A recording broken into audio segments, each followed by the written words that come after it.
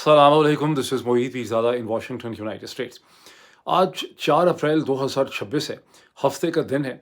मेरे सामने बहुत सी इंटरेस्टिंग और अहम डेवलपमेंट्स हैं, including a very interesting development between United states and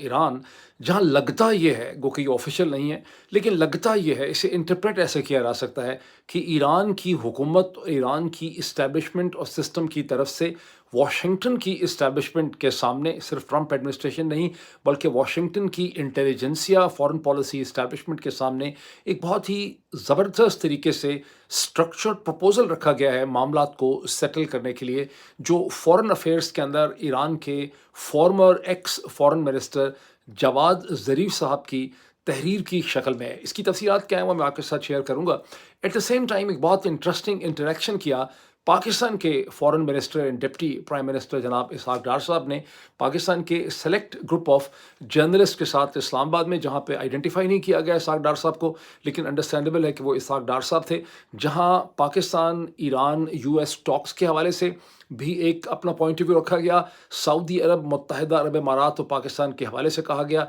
ये भी एक्सप्लेन किया गया कि मुत्तहिदा अरब इमारात हमसे नाराज़ है, इसलिए पैसे शैसे हमें उनके वापस जो हैं वो करने पड़ेंगे।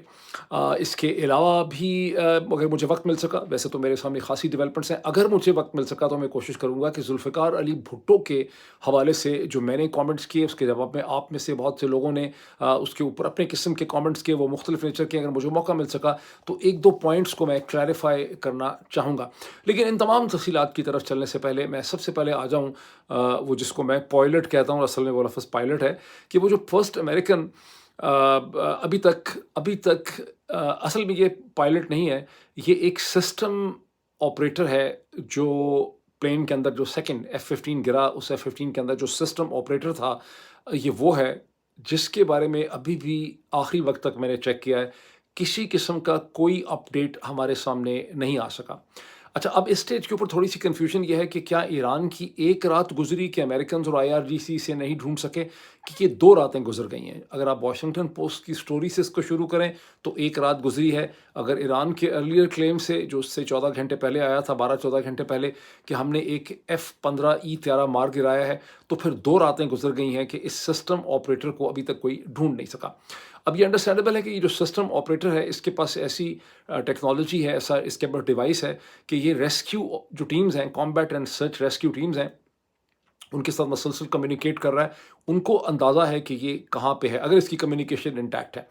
और आईआरजीसी वाले भी इसको ढूँढ रहे हैं, ईरानी भी ढूँढ रहे हैं, लेकिन ईरानियों को इसकी एग्ज़ैक्ट लोकेशन नहीं पता, बिकॉज़ ये एक बहुत ही बड़ा रफ़ टेरेन है, जो ज़रगोज़ माउंटेन्स, जो कि खुज़स्तान एक सूबा है, दूसरा एक और भी सूबा है, कोहे समथिंग, ये उसके दरमियान फैला हुआ इलाका है, जहाँ पे इसको ढूँढने की कोशिश जो है की जा रही है।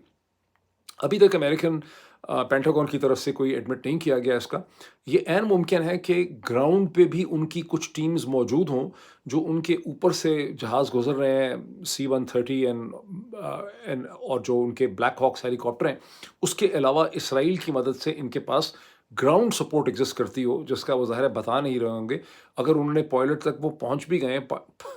मैंने पायलट तो नहीं कह दिया दोबारा, अगर पायलट तक ये पहुँच भी गए हैं, तो भी इसे कहते हैं, जब तक वो उस इलाके से महफूज तरीके से नहीं निकल सकेंगे सिस्टम ऑपरेटर को लेकर, उतनी देर तक ये उसे एडमिट नहीं करेंगे। तो ये तो इसका एक आस्पेक्ट है। अब इस हवाले से एक छोटी सी एक्सप्लेनेशन ये देनी है कि जब मैंने इसका जिक्र किया लास्ट टाइम, मैंने कहा कि लोग बहुत गुस्से में होंगे बिकॉज जिस किस्म की बॉम्बिंग उनके ऊपर की जा रही है, तो मैंने इंडिया पाकिस्तान को भी रेफरेंस दिया और बहुत मैंने तारीफ़ की इंडिया और पाकिस्तान की एयरफोर्सेस की, कि वो प्रोफेशनल तरीके से टारगेट्स करते हैं और उन्होंने कभी भी सिविलियन पॉपुलेशंस पे अटैक नहीं किया। आप में से मेरा ख्याल है कोई तकरीबन 100 के करीब लोगों ने कमेंट किया कि डॉक्टर साहब आप भूल गए हैं कि पाकिस्तान एयरफोर्स ने अफगानिस्तान के अंदर किस तरह से टारगेटिंग की है। ऑफ कोर्स आई अपोलोजाइज़, उस वक़्त मैं America versus India Pakistan comparison कर रहा था, मेरे ज़हन से निकल ही गया, और फिर इतनी प्राइड है हमारी पीएफ की कि हमारे ज़हन से बात निकल जाती है कि गुज़िश्ता चंद महीनों में पाकिस्तान एयरफोर्स पीएफ को कितनी बेदर्दी से, कितने सफाकाना तरीके से, कितने अनप्रोफेशनल तरीके से अफ़गानिस्तान में इस्तेमाल किया गया है। और ये पीएफ के जो मौजूदा एयर मार्शल हैं, जो उसके चीफ़ हैं, ये उनकी एक बहुत बड़ी नाकामी है कि जनरल आसिम मुनीर ने उन्हें इतना कंट्रोल कर लिया है, या वो इतने मजबूर हैं, ये पता नहीं उनकी क्या मजबूरी है, कि उन्होंने पाकिस्तान के इंस्टीट्यूशंस में से जो सबसे प्राउड इंस्टीट्यूशन था, اس کی انہوں نے تمام لیگیسی خراب کر دی ہے اس ان پروفیشنل یوز سے، جس میں پی ایف کو کبھی بھی نہیں آنا چاہیے تھا۔ انہیں چاہیے تھا کہ وہ انکار کر دیتے کہ ہم ایک ایسے ملک پہ، ایک ایسی جگہ پہ، ایک سوسائٹی پہ جن کے پاس ایئر فورس نہیں ہے، ایئر فورس تو دور کی بات ہے، ان کے پاس کوئی پراپر ریگولر آرمی بھی نہیں ہے۔ میں سمجھتا ہوں کہ جس کو افغان آرمی مفت میں ہی کہا جا رہا ہے پاکستان کے ذرائع ابلاغ کے اندر، یہ بنیادی طور پہ ایک ریگولر قسم کا ملیشیا ہے۔ تو بہرحال یہ تو اس کی ایک سائڈ ہو گئی۔ اب یہ جو F-15 کا گرنا ہے اور اس کے ساتھ A-10 کا گرنا ہے جہاز کا، امریکی وارتھاگ کا، اور بلیک ہاکس کو پسپا ہونا ہے، ان کی پسپائی ہو جانی ہے in view of the ground fire from the Iran, یہ ایک ایسا ایشو ہے جسے واشنگٹن کے اندر بہت زیادہ ڈسکس کیا گیا ہے۔ شاید ہی کوئی طبقہ فکر ایسا ہو جس نے اس کو غور سے نہیں دیکھا اور اس کے اوپر، کیونکہ اب اس جنگ کو 37 دن مسلسل ہو گئے ہیں، جس میں کہ صرف 2 دن پہلے امریکن ڈپارٹمنٹ آف ڈیفنس جو ہے پینٹاگون،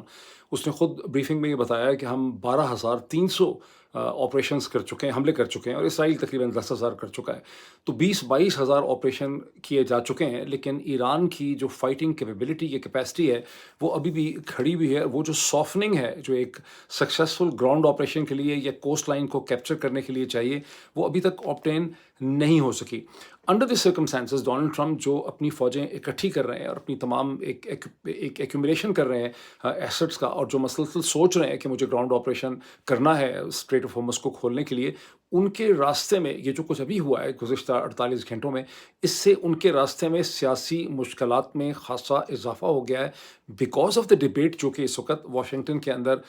ہو رہی ہے۔ اب ڈونلڈ ٹرمپ ظاہر ہے کہ کرنا چاہتے ہیں operation, is not without reason کہ ان کے 82 ایئر بورن ڈویژن اور میرین ایکسپیڈیشن فورسز وہاں پہ پہنچ رہی ہیں، لیکن وہ تبھی آپریشن کر سکیں گے جب انہیں ان کی ملٹری 100% یہ گارنٹی دے گی کہ جو کچھ وہ کرنا چاہتے ہیں وہ 48 گھنٹوں، 24 نہیں تو 48 نہیں تو 72 گھنٹوں میں اس میں سے ایک وکٹری، کامیابی اور فتح کو ڈکلیئر کیا جا سکے گا۔ اگر 48 اور 72 گھنٹوں میں انہیں لگے گا کہ یہ فتح مکمل نہیں ہو سکتی اور یہ چیز لٹک جائے گی اور یہ کئی ہفتوں میں کنورٹ ہو سکتی ہے، تو پھر یہ آپریشن میری سینس اور انڈرسٹینڈنگ ہے کہ نہیں ہو سکے گا۔ تاہم ڈونلڈ ٹرمپ ظاہر ہے ان کا ایک اسٹیٹ آف مائنڈ ہے، اور وہ بڑا ایگریسو اسٹیٹ آف مائنڈ ہے، وہ کچھ بھی کر سکتے ہیں، لیکن میری سینس یہ ہے کہ جس طرح کی ڈیبیٹ ہو رہی ہے اور جو اس جنگ کے خلاف جو پوزیشن امریکہ میں لی جا رہی ہے مسلسل، جو مین اسٹریم میڈیا ہے اس کی طرف سے جو کالم لکھے جا رہے ہیں، جو ایکس آرمی کے آفیسرز، جنرلز، CIA کے جو لوگ بول رہے ہیں، جو تھنک ٹینکس میں بول رہے ہیں، جو ایکیڈیمکس بول رہے ہیں، جس قسم کا ریئیکشن، رد عمل اور اوپینین یورپ سے مسلسل مل رہی ہے، تو انڈر دی سرکمسٹانسز مجھے بڑا مشکل لگتا ہے کہ اس سٹیج پہ ڈونلڈ ٹرمپ اپنے آپ کو کنونس کر سکیں گے کہ میں ایک اور اس جنگ کے اندر ایک نئی جنگ جو ہے وہ شروع کر دوں۔ اب یہ وہ کانٹیکس ہے جس کے درمیان میں 3 اپریل کو فورن افیئرس کے اندر ایک آرٹیکل چھپتا ہے آف ہیوج سگنیفیکنس کا، جو چھاپا ہے فورن افیئرس میں جواد ظریف صاحب نے، جن کے نام سے آپ واقف ہوں گے، جو ایران کے فارمر وائس پریزیڈنٹ رہ چکے ہیں، فورن منسٹر رہ چکے ہیں، پرماننٹ ریپرزنٹیٹو اقوام متحدہ میں پرماننٹ جو ایمبیسڈر ہوتا ہے وہ رہ چکے ہیں، اور اس وقت کرنٹلی انہوں نے ایک تھنک ٹینک بھی کریٹ کیا ہے تہران میں، اور وہ ایسوسیٹ پروفیسر ہیں گلوبل اسٹڈیز کے تہران یونیورسٹی کے اندر۔ ان کا جو ایسے ہے جو چھپا ہے 3 اپریل کو فورن افیئرس میں، اس وقت فورن افیئرس کے اندر لیٹسٹ کی ٹاپ پہ آ رہا ہے۔ یہ بڑا ضروری ہے کہ آپ لوگ اس کو پڑھیں اگر آپ کے پاس فورن افیئرس کی سبسکرپشن ہے، ورنہ ان کی سبسکرپشن کوئی بہت مہنگی بھی نہیں ہے۔ اس کا عنوان ہے how Iran should end the war, how Iran should end the war, اور اس کا سب ٹائٹل ہے a deal Tehran could take, a deal Tehran could take, ٹھیک، یعنی وہ کیا ڈیل ہے جو تہران جو ہے جس کو قابل قبول ہوگی۔ اب جیسے کہ میں نے شروع میں کہا کہ یہ اس کی جو ساری ٹون اینڈ ٹینر ہے وہ ایسا ہے جیسے لکھا جاتا ہے فورن افیئرس میں کہ یہ ایک انڈیپینڈنٹ ایکسپرٹ نے، ایکیڈیمک نے لکھا ہے، جو تہران کو بھی ایڈوائز کر رہا ہے کہ اس کو کیا کرنا چاہیے، اور امریکہ کو بھی ایڈوائز کر رہا ہے کہ امریکہ کو کیا کرنا چاہیے۔ اس کی انڈیپینڈنٹ ٹون ہے، یہ ایران کی حکومت یا اسٹیبلشمنٹ کو ریپرزینٹ نہیں کرتا، لیکن اس کو جو بھی پڑھ رہا ہے یہاں واشنگٹن میں وہ انڈرسٹینڈ کرتا ہے کہ یہ ایک اسٹرکچرڈ پروپوزل ہے، ایک انٹیلیجنٹ ویو ہے جو ایران کی اسٹیبلشمنٹ نے امریکن اسٹیبلشمنٹ کے سامنے رکھا ہے، and it is not without a reason کہ یہ فورن افیئرس کے اندر پبلش ہوا ہے، جو امریکہ کی سب سے انفلوئنشیل اور سیریس پبلیکیشن ہے اس قسم کے معاملات کو ڈسکس کرنے کے لیے۔ اچھا، اب یہ میں اگر اس کے بارے میں جو بھی ڈسکرائب کروں، میں نے اس کو 2 دفعہ پڑھا ہے بہت غور سے، میں اس کے ساتھ انصاف نہیں کر سکتا because it's a very well written foreign policy international relation یہ پیس ہے، اور اس کے اندر آپ کو سمجھ آتی ہے کہ ایرانین پہلے تو یہ دیکھیں کہ ایران ہمارے تو پاس ایسا کوئی فارن منسٹر نہیں ہے جو اس قسم کا پیس جو ہے وہ لکھ سکے. سول سرونٹس لکھ کے دے دیں فارن آفس کے تو ایک الگ بات ہے. بہرحال اس کے اندر آپ کو ایک ویژن جو ہے وہ ایران کی اسٹیبلشمنٹ کا اس کے اندر آپ کو نظر آتا ہے. اس کو پڑھنا بہت ضروری. اب یہ کہتا ہے یہ کہتے ہیں جواد ظریف اس کے اندر کہ یہ جو جنگ ہے اس کو ڈسکرائب کرتے ہیں بہت. وہ کہتے ہیں کہ this is a disastrous for the whole region, نہ صرف ایران کے لیے بلکہ تمام جی سی سی کنٹریز کے لیے، اسرائیل کے لیے. That's a disaster. اور یہ کسی کے بھی فیور میں نہیں جا رہی. وہ یہ بھی ذکر کرتے ہیں کہ امریکہ کو، اور اپیرنٹلی اس کے جو آپٹکس ہیں اس میں ایران جو ہے لوگوں کو لگ رہا ہے، دنیا کو لگ رہا ہے کہ Iran is getting the better side of this war, اور ڈونلڈ ٹرمپ اس جنگ کو جیت نہیں پا رہے. اور ایران کے اندر اس قسم کا ایک طبقہ یا لوگ ہیں جو روز راتوں کو اکٹھے ہوتے ہیں اسکوائرز میں، اور لوگوں کے اندر ایک جذبہ پایا جاتا ہے. وہ سمجھتے ہیں ان کے ساتھ بہت ظلم ہوا ہے، اور وہ کہتے ہیں کہ اس جنگ کو جاری رکھا جائے تاکہ ہم ٹل دا پوائنٹ کہ امریکہ زچ ہو جائے. لیکن پھر ان کا کہنا ہے کہ this is not the right way of thinking, because ہر حملے کے ساتھ جو امریکہ اور اسرائیل کر رہا ہے، ایران کا اسٹرکچر تباہ ہو رہا ہے، لوگوں کی ڈیتھس ہو رہی ہیں، اکنامک لاسز ہو رہے ہیں، اور اس چیز کو ختم ہونا چاہیے. فار انسٹنس ریجن کا جہاں تک اگزامپل ہے کہ ریجن میں کس قسم کا نقصان ہو رہا ہے، مجھے یہ پتہ چلا ہے فرام لاٹ آف پیپل جو مختلف جگہوں پہ موجود ہیں جی سی سی کنٹریز میں، کہ جی سی سی کنٹریز خاص کر کے متحدہ عرب امارات کھل کے یہ بتا نہیں رہے کہ ان کے مختلف ایریاز میں کتنا لاس ہو رہا ہے. انہوں نے ایک طرح کا کرفیو لگایا ہوا ہے کہ مطلب اگر دبئی کے کسی حصے میں کوئی لاس ہوتا ہے پورٹ میں، تو شاید وہ شہر میں کسی کو نہیں پتہ ہوتا، لیکن وہاں خاصا لاس ہو رہا ہے. اب پچھلے 24 گھنٹے میں آئی آر جی سی نے دبئی کے اندر جو اوریکل امریکن کمپنی ہے اوریکل، اس کے آفیسز پہ بھی حملہ کیا، اور وہاں پہ بہت زیادہ نقصانات ہوئے ہیں. اور جواد ظریف یہ کہتے ہیں کہ جنگ جس طرح سے چلی ہے، اس میں ایک ڈیوریبل لانگ لاسٹنگ پیس کا بیسس اسٹیبلش ہوا ہے. وہ کیسے؟ وہ یہ کہ امریکہ نے یہ دیکھ لیا ہے کہ 2 جنگیں انہوں نے کی ہیں، ایک جون میں اور دوسری ابھی فروری مارچ میں. اس کے باوجود وہ ایران کی گورنمنٹ سسٹم کو گرا نہیں سکے، اسے ختم نہیں کر سکے، باوجود اس کے کہ یہ کمبائنڈ اٹیک ہے دونوں دفعہ 2 نیوکلیئر پاورز کا اگینسٹ ایران، جو کہ 40-50 سال سے سینکشن کنٹری ہے. لیکن اس کے باوجود اس کا جو پولیٹیکل سسٹم تھا اسے امریکہ ختم نہیں کر سکا. پھر وہ کہتے ہیں کہ یونائٹڈ اسٹیٹس کو یہ بھی اب تک بات سمجھ آ چکی ہے پریکٹیکل ایکسپیرینس کے نتیجے میں، کہ ایران کی جو نیوکلیئر اسٹیبلشمنٹ اور اس کی جو پوری کی پوری ایک انڈسٹری ہے، اس کا جو پورا کا پورا ایک سلسلہ ہے، وہ بہت پھیلا ہوا ہے، وہ ڈسپرسڈ ہے. اور امریکہ نہ ایران کی نیوکلیئر اسٹیبلشمنٹ کو ختم کر سکا ہے، نہ وہ اس کے مسل سسٹم کو ختم کر سکا ہے، کیونکہ وہ بہت انڈیجسلی ڈیولپڈ ہیں.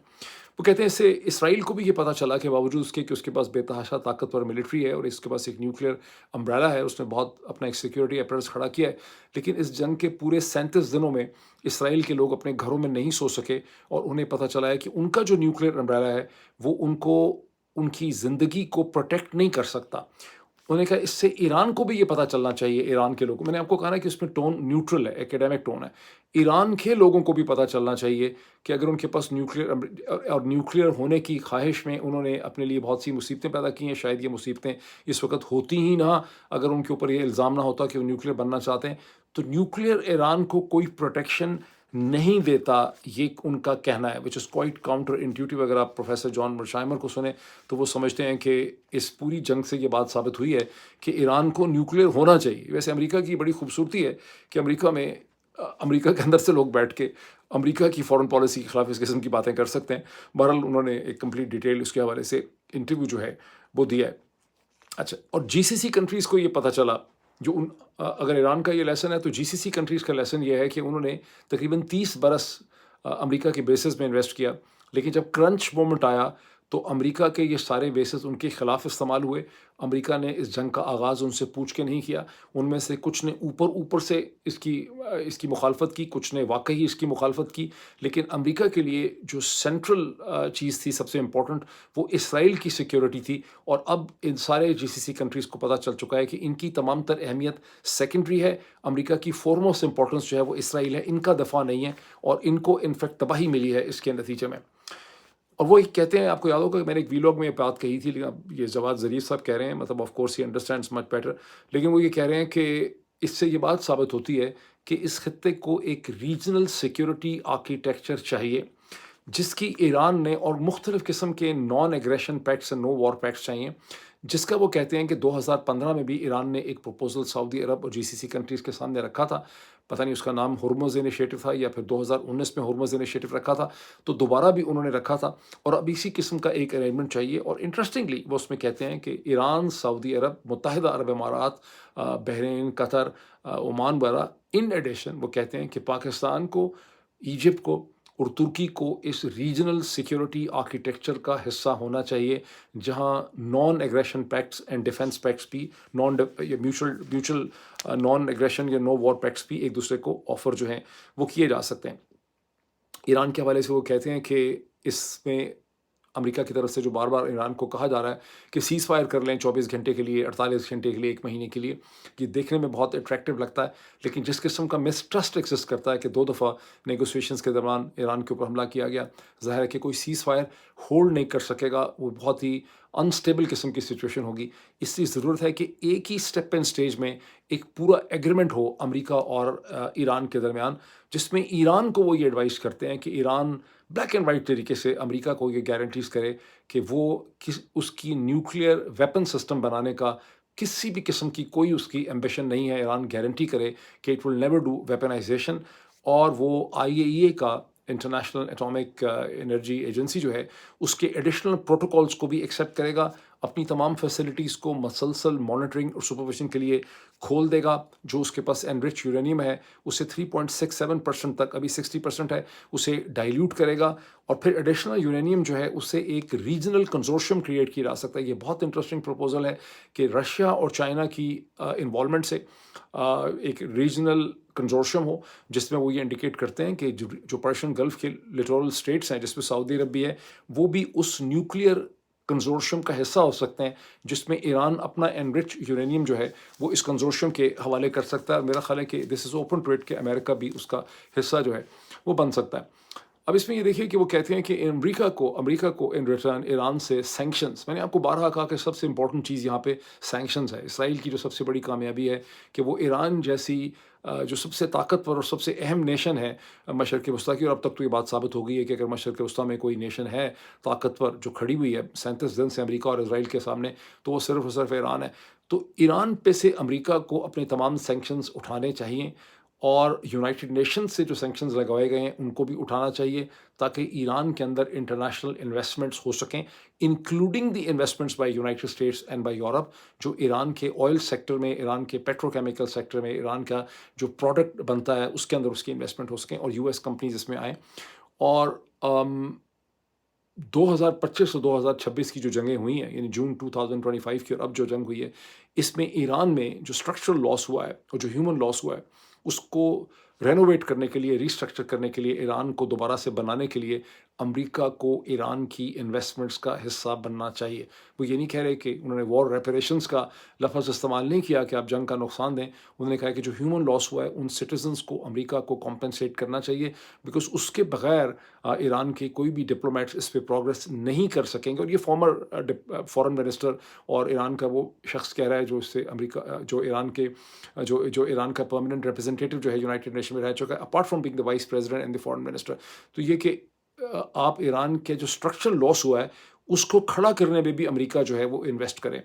اور اسٹریٹ آف ہارمز کی جوائنٹ سپرویژن جو ہے وہ ایران اور عمان کے پاس ہو۔ انہوں نے یہ نہیں کہا کہ ہم ٹول لیں گے، وہ فیسیلیٹیشن کی بات کر رہے ہیں، لیکن ان ادر ورڈز یہاں پر عمان اور آپ ایک بہتر اکوموڈیشن دیکھ رہے ہیں عمان اور ایران کے درمیان میں اسٹریٹ آف ہارمز کی مینجمنٹ کے حوالے سے، دونوں اپنی سوورینٹی کو بھی اس کے اوپر جو ہے اسرٹ کر رہے ہیں، کیونکہ دوسری طرف سے یہاں پر بہت سی لابیز جو ہیں وہ یہ بھی کہہ رہی تھی کہ اسٹریٹ آف ہارمز ایران کے پاس ہونی ہی نہیں چاہیے، تو اب دوسری طرف سے یہ پروپوزل ہے کہ یہ سرے سے ہی ہمارے پاس ہونی چاہیے۔ وہ یہ بھی کہتے ہیں کہ جو سینکشنز کا رجیم تھا، اس نے اس پورے ریجن میں بہت کرپشن پیدا کی، ایران میں کرپشن میں بے انتہا اضافہ ہوا، سینکشنز کی وجہ سے بہت سے مافیاز پیدا ہو گئے جنہوں نے تیل کا ناجائز بزنس کیا، اور پھر اسی ریجن کا ایک انہوں نے کہا کہ ایک لالچی گریڈی کنٹری ہے، اس نے اس کا بڑا فائدہ اٹھایا۔ انہوں نے اس گریڈی کنٹری کا نام نہیں لیا، لیکن اشارہ سمجھ مجھے آ رہی ہے کہ متحدہ عرب امارات کی طرف ہے۔ اب میں اس پوائنٹ پہ اچھا میں نے جیسے شروع میں آپ کو کہا کہ یہ ایک بہت ہی خوبصورت تحریر ہے، اس میں بہت ڈیپتھ ہے، اس میں بہت سے آئیڈیاز ہیں، یہ بہت لمبی ہے، میں نے بالکل اس کے چھوٹا سا جسٹ آپ کو دیا ہے، اگر آپ کے پاس ایکسیس کر سکتے ہیں، میرا خیال ہے $32 ہے ایئر کی ایکسیس ہے آن لائن، تو آپ کو اس کو ضرور پڑھنا چاہیے، ادروائز میں چاہوں گا، میں کوشش کروں گا کہ میں ٹویٹر کے اوپر اس کا ایک ڈیٹیل نوٹ لکھوں، بلکہ میرا جو واٹس ایپ کا چینل ہے اس پہ بھی میں کوشش کروں گا کہ میں اس کی ایک سمری جو ہے وہ آپ کو بھیجوں۔ سینس میری یہ ہے، ویسے تو ڈونلڈ ٹرمپ بہت انپریڈکٹیبل ہیں اور یونیک ہیں اس لحاظ سے، میری سینس یہ ہے کہ 37 دن کی جنگ کے بعد امریکہ کے اندر اس جنگ کے خلاف اتنی ایک ریزسٹنس ڈیولپ ہو چکی ہے، at the level of media, at the level of ex military officials, at the level of think tanks, at the level of Congress, کہ اس سٹیج پہ ڈونلڈ ٹرمپ کے لیے کوئی بہت بڑا ایڈیشنل انیشیٹو لینا جو ایک نئی جنگ شروع ہو جائے، مجھے خاصا مشکل لگتا ہے۔ یہ میری ایک سکس سینس ہے، لیٹ سی کہ ایسٹر کی چھٹیاں ختم ہوتی ہیں یہ اگلے 48 گھنٹے میں کیا ہوتا ہے۔ اب آئیں ہم ذرا پاکستان کی طرف، متحدہ عرب امارات، سعودی عرب، ڈار صاحب وہاں پہ کیا کہانی ہے۔ ڈان اخبار میں بابر سجاد سید جو ہیں، جو بہت ہی ان کے ایک ریسپیکٹڈ کورسپونڈنٹ ہیں نیشنل سیکورٹی کے حوالے سے، فارن افیئرس کے حوالے سے، امریکہ میں بھی ایک سال ولسن سینٹر کے ساتھ لگا کے گئے ہیں، very is a great east for Dawn in Pakistan. تو باقر سجاد سید جو ہیں انہوں نے 2 سٹوریز پبلش کی ہیں ڈان میں، فرائیڈے اور سیٹرڈے کے درمیان، بلکہ کہہ لیں فرائیڈے کو ہی، جس میں وہ کہتے ہیں کہ ایک ان نیمڈ آفیشل نے سلیکٹ میڈیا سے بات کی۔ اب مجھے اور سورسز سے پتہ چلا ہے کہ جو ان نیمڈ آفیشل ہیں یہ اور کوئی نہیں ہے، یہ پاکستان کے foreign minister and deputy prime minister جناب اسحاق ڈار صاحب ہیں۔ اور ڈار صاحب نے اس میں ان کو کہا کہ جے ڈی وینس کے ساتھ، امریکہ کے ساتھ ہماری بڑی اچھی بات چیت چل رہی تھی ٹاکس کے حوالے سے، امریکہ ہم پہ ٹرسٹ کرتا ہے، اور جے ڈی وینس کا پورا پلان تھا کہ وہ اسلام آباد آئیں اور ایرانین آفیشل سے ملیں، لیکن سم اور دی ادر یہ ہے کہ ایران جو ہے انہوں نے اس پہ پروگرس نہیں کی، جس کی وجہ سے یہ سارا کا سارا پروسیس جو ہے وہ سٹک ہو گیا، ادروائز ہم اس پہ بڑی پروگرس کرتے۔ پھر ڈاکٹر صاحب نے یہ کہا کہ وہ بڑے حیران ہیں، ان کو بڑی حیرانگی ہے کہ باوجود اس کے کہ ایران کو اس کی نیوی اور ایئر فورس وغیرہ سب تباہ ہو چکی ہے، نیوی اور آرمی، اس کے باوجود ایران نے ان بات چیت میں کو بہت زیادہ پیش رفت نہیں کی، انہوں نے ریلکٹنس شو کی ہے۔ آپ میں سے بہت سے لوگ شاید دیکھ چکے ہوں کہ پروفیسر ولی نصر جانز ہاپکن یونیورسٹی کے جو فارمر ڈین بھی ہیں وہاں پہ، انہوں نے میرے خیال کرسچیانہ مانپور کو کسی کو انٹرویو دیتے ہوئے کہا کہ ایران کی لیڈرشپ میں یہ خوف پایا جاتا تھا، یہ شک تھا ان کو کہ ڈونلڈ ٹرمپ کا جو پروپوزل ہے اسلام آباد میں ٹاکس کا، یہ در حقیقت ایک ٹریپ ہے جس کے ذریعے ایران کی وہ سپریم کی لیڈرشپ جو اس وقت ہڈن ہے اس کو موبیلائز کر کے باہر نکالنے کا پلان تھا، تاکہ ان کو ٹارگٹ کیا جا سکے۔ انہوں نے یہ نہیں کہا کہ ٹارگٹ کون کرتا، اسرائیلی ٹارگٹ کرتے، امریکن ٹارگٹ کرتے، یا پاکستان میں کچھ ان کے ساتھ ہو جاتا، لیکن انہوں نے اس کی طرف انہوں نے یہ کہا۔ اور اشارہ یہ بھی ہے کہ جس طرح سے کمال خارزائی صاحب جو ہیں، جو فارن منسٹر تھے ایران کے اور اس وقت ان کے تھنک ٹینک کو ہیڈ کرتے ہیں، وہ 2 دن پہلے زخمی ہو گئے، ایک پروبیبلی یہ بھی پتہ نہیں کس کی اسٹرائک تھی، غالباً اسرائیلی ایئر اسٹرائک تھی۔ اب یہ بھی بتایا جاتا ہے کہ ان کی اہلیہ جو ہیں وہ اسی حملے میں جاں بحق ہو گئی ہیں بیچاری۔ تو اس سے آپ کو اندازہ لگ سکتا ہے کہ ایران کے اندر اس کے حوالے سے کس قسم کی سچویشن۔ پھر وہاں سے ایک رپورٹر نے ان سے یہ پوچھ لیا کہ اسی ڈسکشن میں ڈار صاحب سے، کہ یہ پاکستان نے سعودی عربیہ کے ساتھ جو ڈیفنس پیکٹ کیا، یہ کس قسم کا ڈیفنس پیکٹ ہم نے کس ٹائمنگ میں کر لیا ہے جس کی وجہ سے ہمیں ایران کے ساتھ جنگ کرنی پڑ سکتی ہے؟ کیونکہ اس سے پہلے ڈار صاحب یہ کہہ چکے تھے کہ ہم نے ایران پہ یہ بات واضح کر دی ہے کہ اگر خدا نخواستہ جنگ ہوگی تو پھر ہم سعودی عرب کے ساتھ کھڑے ہوں گے مکمل، کیونکہ ہمارا ان کے ساتھ ڈیفنس پیکٹ ہے۔ اتنا عجیب و غریب ڈیفنس پیکٹ ویسے کسی نے کیا نہیں آج تک کسی کے ساتھ، یہ اتنا عجیب و غریب ہے جس کی کوئی انتہا نہیں۔ تو ڈار صاحب بڑے غصے میں چلے گئے جب اس نے یہ سوال پوچھا، اور ڈار صاحب نے کہا کہ پاکستان کے لوگ جو ہیں وہ حرمین شریفین سے شدید محبت کرتے ہیں اور اس کی آن پہ کٹ مرنے کو تیار ہیں، ہر پاکستانی اس پہ مرنے کو تیار ہے، اور ہم بالکل سعودی عرب کی خاطر ہر قسم کی جنگ وغیرہ جو کریں گے۔ جنگ ویسے میرے خیال ڈار صاحب کو اندازہ ہو چکا ہے میری طرح کے اس سٹیج پہ شاید وہ والی جنگ ہونی ہی نہیں ہے جس میں سعودی عرب کے بہاف پہ ان کو لڑنا پڑ جائے۔ انہوں نے یہ کہا کہ متحدہ عرب امارات جو ہم سے خوش نہیں ہے، اور ان کا ہم پہ بہت پریشر تھا، اور وہ اچھا یہ ایک انٹرسٹنگ پوائنٹ ہے، انہوں نے کہا کہ میں نے پرائم منسٹر کو کہا ہے کہ یا اتنا ہمیں تنگ کرتے ہیں تو منہ پہ مارے ان کے۔ اب یہ ویسے اخباروں میں چھپا نہیں، لیکن مجھے کسی نے ادروائز بتایا کہ ڈار صاحب نے وہاں پہ کہا کہ ان کے منہ پہ ماریں یہ پیسے ان کے، اور اب پاکستان $3.5 بلین جو ہے وہ اس مہینے کے یعنی اپریل کے آخر سے پہلے متحدہ عرب امارات کو واپس کر رہا ہے۔ اب اس میں امپریشن یہ دیا جا رہا ہے کہ متحدہ عرب امارات نے، پاکستان نے ایران کے ساتھ بڑی لائلٹی کی ہے، متحدہ عرب امارات کی شاید پاکستان سے کوئی ایکسپیکٹیشنز تھیں جنگ میں، وہ پوری نہیں ہوئیں، جس وجہ سے انہوں نے اپنے پیسے فوری طور پہ کہا کہ واپس کرو ہمارے پیسے۔ یہ ایک اور بات ہے کہ اخباروں سے یہ بھی پتہ چل رہا ہے کہ متحدہ عرب امارات سے 2019 سے پاکستان نے یہ ریوالونگ فنڈز رکھے ہوئے تھے فوریکس ریزروز کے طور پہ اپنی آئی ایم ایف کی ریکوائرمنٹس پوری کرنے کے لیے، اور متحدہ عرب امارات ہر دفعہ جب ان کو دوبارہ رینیو کرتا تھا اس فیسلٹی کو،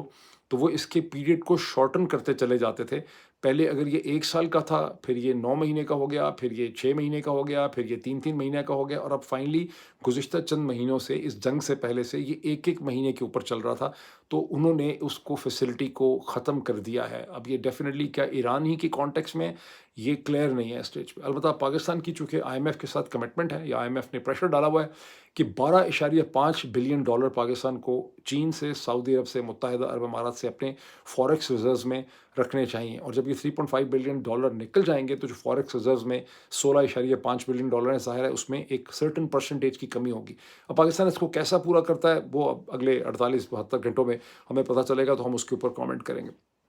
اب میرے پاس پتہ نہیں اتنا ٹائم ہے کہ نہیں کہ میں ذوالفقار علی بھٹو کے حوالے سے ایک آدھ کامنٹ کر سکوں۔ ویسے تو جو لوگوں نے کامنٹس کیے ہیں ان رسپانس ٹو مائی کامنٹس، وہ اتنی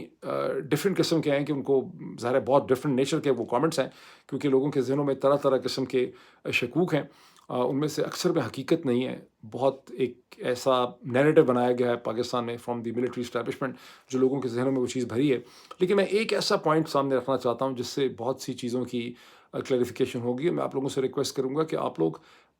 خود سے بھی اس کو ریسرچ کریں۔ آج کل کے زمانے میں آپ کے پاس آرٹیفیشیل انٹیلیجنس اے آئی انجنز ہیں،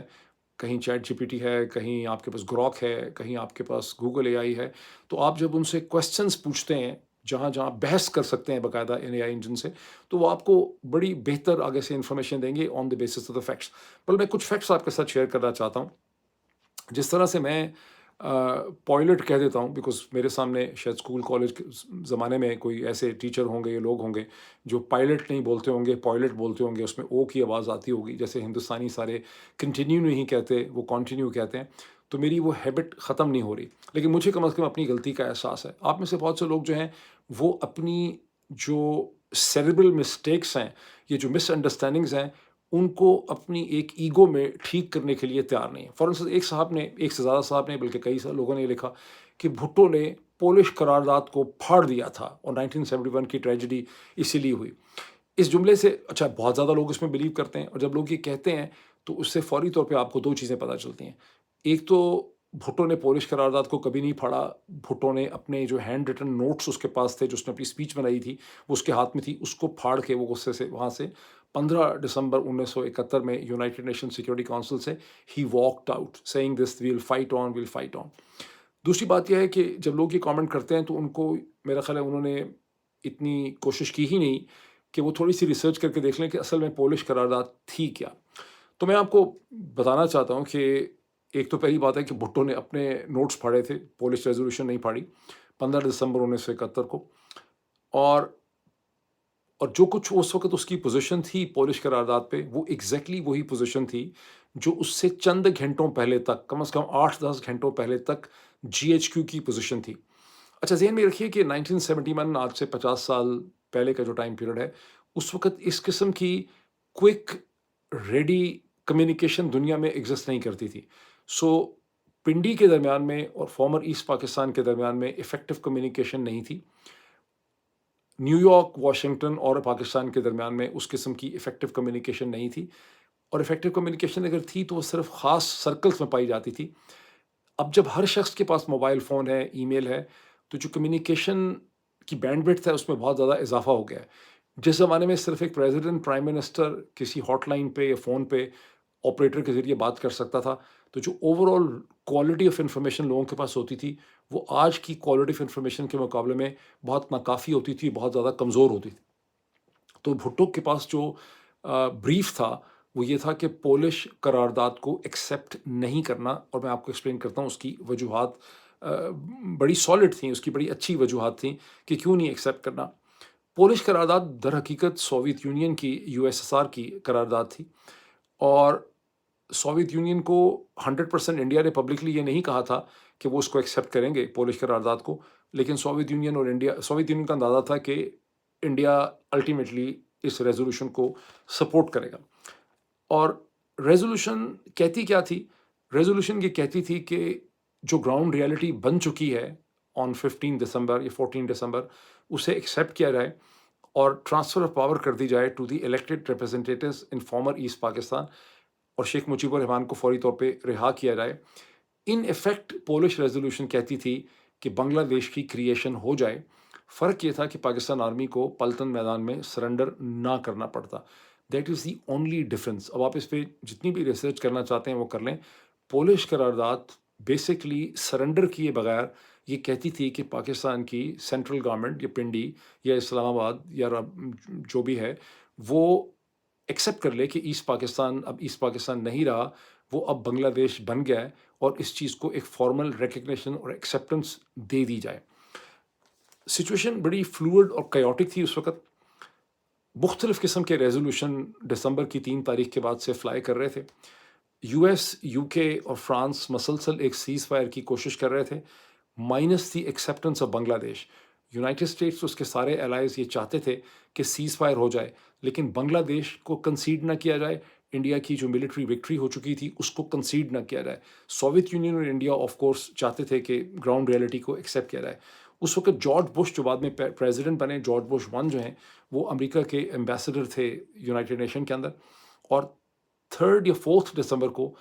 یونائٹڈ اسٹیٹس نے ایک یونائٹڈ نیشن سیکورٹی کونسل میں قرارداد اپروو کروائی جس کو 11 ووٹ ملے، صرف 2 ووٹ اس کے خلاف تھے۔ سوویت یونین اس کو ویٹو کر دیا، اور امریکن ریزولوشن کی کہتی تھی کہ فوری طور پہ سیز فائر ہو اور تمام فورسز پری وار پوزیشنز کے اوپر چلی جائیں۔ اسی قسم سے ملتی جلتی ریزولوشن جو ہیں وہ برٹن، فرانس اور اٹلی جو ہیں وہ وہاں پہ لا رہے تھے، اور یہ سب پاکستان کی سائڈ کے اوپر تھے، گو کہ امریکہ بہت ہی کھل کے پاکستان کے ساتھ تھا اور برٹن اور فرانس اتنی شدت سے نہیں تھے پاکستان کے ساتھ۔ اس کی وجہ یہ ہے کہ پریزیڈنٹ رچرڈ نکسن کا جو مین یعنی ان کا جو مین بندہ تھا ہنری کسنجر، وہ ٹوٹلی طور پہ پاکستان کے ساتھ اس کی ہمدردی تھی، بیکاز پاکستان نے اس سے کچھ مہینے پہلے ہی ان کو چائنا یونائٹڈ اسٹیٹس جو ایکسیس تھی وہ کی تھی، اس میں پاکستان کا بڑا رول تھا، تو نکسن کسنجر ایڈمنسٹریشن کو پاکستان سے بہت زیادہ ہمدردی تھی۔ اب پاکستان میں جو دوسرا نیریٹو بیچا گیا وہ یہ کہ ایسٹ پاکستان کی ٹریجڈی سم ہاؤ اور دی ادر امریکہ کی سازش تھی، امریکہ نے پاکستان کی مدد نہیں کی، 7th فلیٹ آیا اس نے کچھ نہیں کیا۔ تو امریکہ نے ہر طرح سے کوشش کی کہ پاکستان کو بچایا جائے، لیکن حالات ان کے کنٹرول سے باہر تھے۔ جنرل ہیڈ کوارٹرز میں کا خود آخری وقت تک یہ خیال تھا، جب 3 دسمبر کو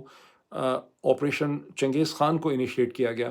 ایسٹ ویسٹ پاکستان کی سائڈ سے، تو خیال یہ تھا کہ آپ ڈھاکہ کے اوپر یا ایسٹ پاکستان پہ جو انڈین پریشر ہے اس کو ریلیو کریں گے، لیکن وہ لینے کے دینے پڑ گئے، اور آپریشن چنگیز اس مقصد میں بالکل ناکام ہو گیا۔ ہندوستان نے آپریشن چنگیز کو بہت آسانی سے ہینڈل کر لیا، اور ایک فارمل ڈیکلیریشن وار کرنے کا اندرا گاندھی کو موقع مل گیا، اور 3 دسمبر کو فارملی، گو کہ انڈین آرمیز پہلے ہی ایسٹ پاکستان کے اندر موجود تھیں، لیکن 3 دسمبر کے بعد انہوں نے بہت تیزی سے پیش قدمی کی، اور لٹرلی 12 دن میں وہ ڈھاکہ پہنچ گئے۔ اور وہ اس انڈین آرمی کی کامیابی سے زیادہ یہاں پر جنرل نیازی کی ناکامی یہ تھی کہ ان کا پورا جو پیراڈائم تھا فورٹرس کا، جو نے ایک فورٹرس ایسٹ پاکستان بنایا ہوا تھا، اس میں ان کے جتنے گیرزنز تھے ان کی انڈین آرمی سے کبھی لڑائی ہوئی نہیں۔ انڈین آرمی سیدھی ڈھاکہ پہنچ گئی، اور جو پاکستان آرمی کے سارے گیرزن انٹیکٹ تھے، جن کا لاس بہت کم ہوا، ان کو کبھی بھی انڈین آرمی نے اس طرح سے انگیج کیا ہی نہیں۔ اور جب انڈین آرمی ڈھاکہ کے باہر آ کے کھڑی ہو گئی، اس نے ڈھاکہ کا سراؤنڈ کرنا شروع کر دیا، تو جنرل نیازی کے ہاتھ پاؤں جو ہیں اس وقت پھول گئے،